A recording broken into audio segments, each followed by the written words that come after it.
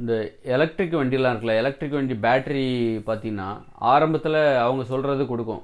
ஆரம்பத்தில் இப்போ ஒரு பேட் எலக்ட்ரிக் வண்டி வாங்குறீங்க அப்படின்னா ஆரம்பத்தில் இது 100 கிலோமீட்டர் தருங்க அப்படிம்பாங்க.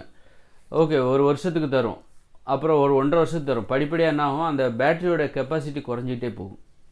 பார்த்தீங்கன்னா 2 வருஷம் 3வது வருஷத்தில் கிட்டத்தட்ட 3வது வருஷத்துலலாம் அது பார்த்தீங்கன்னா 100 கிலோமீட்டர் தான் 90 கிலோமீட்டர் தர ஆரம்பிச்சிடும்.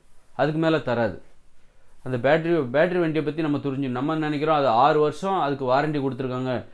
ஒரு பேட்டரி வண்டி வாங்குகிறோம், எலக்ட்ரிக் வண்டி வாங்குகிறோம் அப்படின்னா அந்த பேட்டரி வந்து 6 வருஷம் நமக்கு வாரண்டி கொடுத்துருக்காங்க. 6 வருஷமும் அவங்க சொன்ன அந்த மைலேஜ் அது கொடுக்கும். ரேஞ்சு அவங்க 100 கிலோமீட்டர் ஒரு வாட்டி ஃபுல்லாக சார்ஜ் பண்ணால் 100 கிலோமீட்டர் போகிறோன்னு சொல்கிறாங்கல்ல, அது ஆரம்பத்தில் கொடுக்கும். 6வது வருஷமும் கொடுக்குமா? 6 வருஷம் 2வது வருஷத்துலேயே அது குறைய ஆரம்பிச்சிடும்.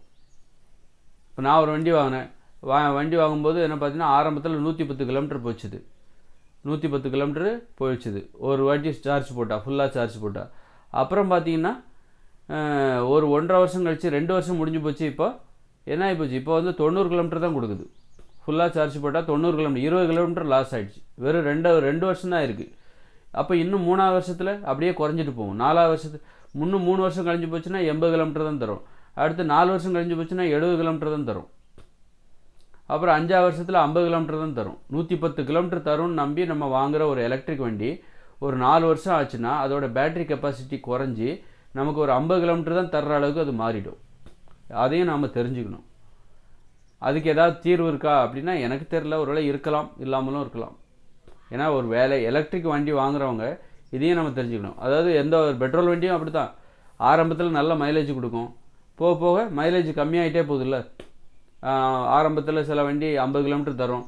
ஒரு ஸ்கூட்டர் வாங்குறீங்க அப்படின்னா, ஆரம்பத்தில் ஸ்கூட்டி வாங்குறீங்க அப்படின்னா ஆரம்பத்தில் 50 கிலோமீட்டர் மைலேஜ் தரும் 1 லிட்டர் பெட்ரோலுக்கு.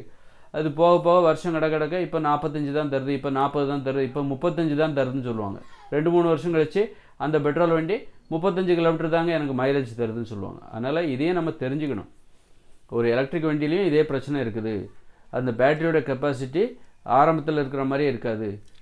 வருடங்கள் போக போக ஒரு 2 வருடத்துலேயே அதோட கெப்பாசிட்டி பாருங்கள். 110 கிலோமீட்டர் வாங்கும்போது கொடுத்த அதே வண்டி ஒரு 2 வருஷம் கழிச்சு, எலக்ட்ரிக் வண்டி 2 வருஷம் கழிச்சு இப்போ 90 கிலோமீட்டர் தான் கொடுக்குது.